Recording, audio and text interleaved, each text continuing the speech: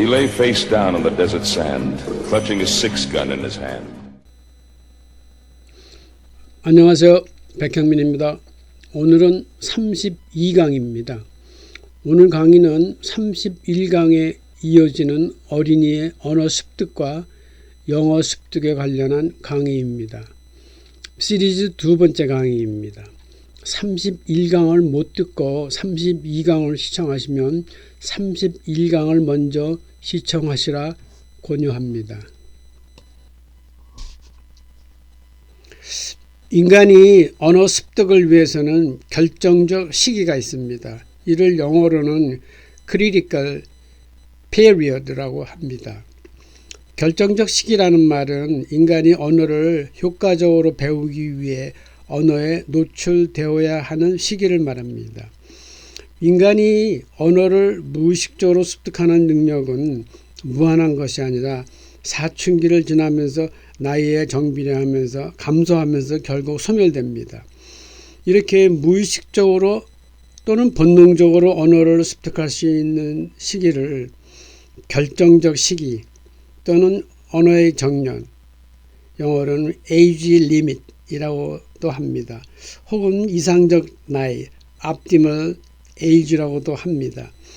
이 시기에 충분한 언어적 환경이 주어지면 하나 이상의 언어를 모국어로 습득할 수도 있습니다. 그러나 반면 인간이 결정적 시기를 지나 제 언어 또는 외국어에 노출되면 모국어 수준의 언어 수준에 이르지 못합니다. 비록 아무리 많은 어휘력을 갖고 있더라도 구문에 관련해서는 정상적 수준에 이르는 것은 쉽지 않습니다. 그러나 우리는 간혹 이러한 장벽을 넘어서는 사람들의 이야기를 듣게 됩니다. 이러한 사람들은 우리는 언어적 천재라고 말합니다. 보통 사람들은 가능하지 않습니다. 우리 대부분은 보통 사람들입니다. 그러면 앞의 이론을 좀 더 적극적으로 증명해보는 이론을 설명해 보겠습니다. 우리는 인간이 아는 다른 동물에게서 양육된 인간 아이들에 대한 기록에 대한 이야기를 압니다. 동물들은 침팬지나 원숭이 또는 늑대, 개, 심지어는 가젤도 있다고 합니다. 이러한 아이들을 영어로는 feral child 또는 wild child이라고 합니다. 이들 아이들이 인간에 의해 다시 인간 사회로 돌아온 경우도 역사적으로 기록적으로 100여 건 이상에 이르고 있다고 합니다. 그런데 이들 동물에 의해서 양육된 인간들은 인간 사회로 돌아와서도 인간다운 삶을 살지 못합니다. 외향은 인간처럼 보이지만 사고나 삶의 방식이 자신을 키워준 동물의 행동 양식을 보입니다. 우리는 음식을 씹어먹고 두 다리를 걸어다니고 등을 대고 눕는 것이 인간의 자연스러운 본능적 행동이라고 생각하지만 동물에 의해 키워진 아이들은 이러한 단순한 행동도 하지 못합니다. 이런 이야기는 동물에 의해 키워진 인간 아이들이 그러면 어떻게 인간의 언어를 받아들이는가를 설명하기 위한 보조적 설명입니다. 우리는 어린 시절 타잔 이야기를 정말 좋아했습니다. 내용은 너무 유명합니다. 타잔은 동물에 의해 키워진 feral child였습니다. 그러므로 인간의 언어를 배울 기회가 없이 사춘기를 지났습니다.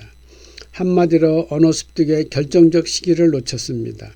그런데 소설 속 타잔은 문명세계로 돌아와 인간의 언어를 익힙니다. 이 가설은 현실 속에 가능할까요? 과학자들은 인간 사회로 복귀한 feral child들에게 인간의 언어를 가르쳐 보려는 시도를 여러 번 했습니다. 이들 어린아이들에게 언어를 가르친 이유는 두 가지 목적이 있었습니다. 첫째는 인간의 언어 습득에 관련한 것이었고 또 한 가지는 그들의 동물적 삶에 관해 알고 싶어였습니다. 결과는 어땠을까요? 모두 실패했습니다. 학자들은 이러한 결과를 보고 인간에게 언어를 습득하는 결정적 시기가 있다는 학문적 결론을 내리게 되었습니다. 오늘 강의는 여기까지입니다.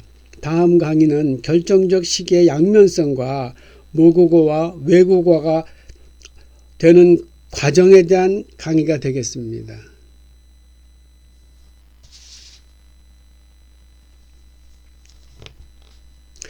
시청해 주셔서 감사합니다. 백향민의 영어 음성학 교실이었습니다. 구독과 좋아요는 강사에게 주는 선물이 됩니다. 그러면 안녕히 계세요.